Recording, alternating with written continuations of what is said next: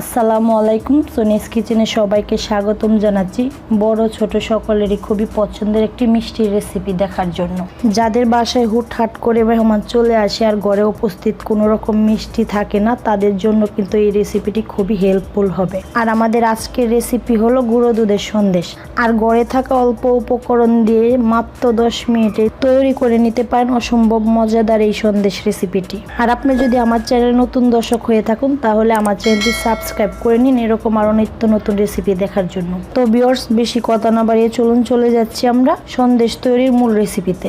গুঁড়া দুধের সন্দেশ তৈরি করার জন্য আমার কিছুটা লিকুইড দুধ প্রয়োজন। তাই এখানে আমি একটি প্যানে প্রায় হাফ কাপের মতো লিকুইড দুধ নিয়ে নিয়েছি। আর দুধটাকে আগেই খুব ভালোভাবে জাল করে ফুটিয়ে নিয়েছি। এবার এই দুধটাকে আমি আরো একবার খুব ভালোভাবে বলক উঠিয়ে নেব। দুধটা খুব ভালোভাবে বলক উঠে যাওয়ার পর এর সাথে আমি দিয়ে দিচ্ছি প্রায় 2 কাপের মতো গুঁড়ো দুধ। আর গুঁড়ো দুধটা দিয়ে দেওয়ার পর খুব ভালোভাবে নাড়িয়ে চাড়িয়ে মিশিয়ে নিতে হবে, যাতে লিকুইড দুধের সাথে গুঁড়ো দুধটা খুব ভালোভাবে মিশে যায়।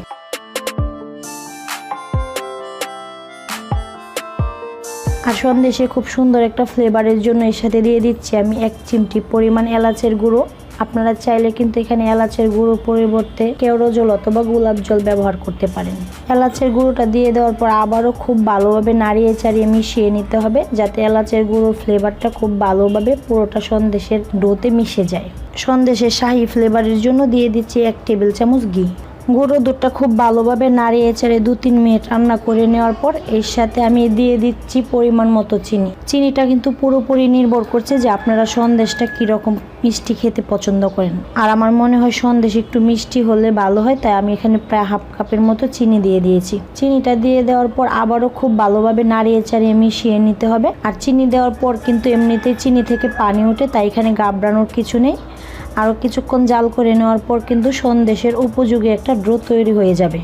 সন্দেশের জন্য আমাদের ডোটা কিন্তু খুব ভালোভাবে হয়ে গিয়েছে, দেখে হয়তো বুঝতেই পাচ্ছেন। আর আমাদের ডোটা যতটা পাতলা দেখা যাচ্ছে সেটা কিন্তু এতটা পাতলা থাকবে না, যেহেতু এখানে গুঁড়া দুধ ব্যবহার করা হয়েছে, তাই ডোটা কিন্তু নামানোর পর অনেকটাই শক্ত হয়ে যাবে। আর আমি এই অবস্থায় ডোটাকে নামিয়ে খুব ভালোভাবে ঠান্ডা করে নেব সন্দেশ তৈরি করার জন্য। চুলা থেকে নামিয়ে ডোটাকে প্রায় 10 মিনিটের মতো আমি রেস্টে রেখে দিয়েছিলাম। আর এই 10 মিনিটে ডোটা কিন্তু একেবারে ঠান্ডা হয়ে গিয়েছে।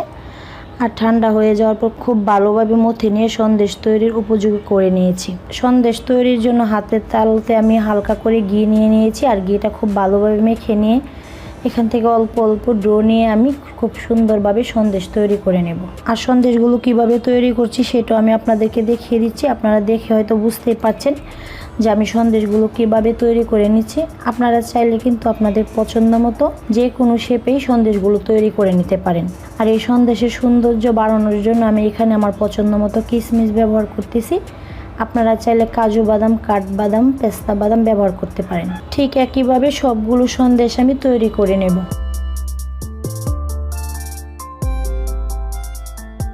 তো ভিউয়ার্স, তৈরি হয়ে গেল আমাদের অসম্ভব মজাদার গুঁড়া দুধের সন্দেশ। চাইলে কিন্তু মেহমান ঘরে বসিয়ে রেখেই 10 মিনিটে তৈরি করে নিতে পারেন এই গুঁড়ো দুধের সন্দেশ।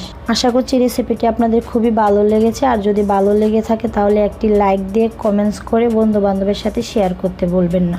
আজকের মতো এখানেই বিদায় নিচ্ছি। দেখা হবে আবারও নতুন কোনো রেসিপিতে। সেই পর্যন্ত ভালো থাকবেন আর আমার জন্য দোয়া করবেন। আল্লাহ হাফেজ।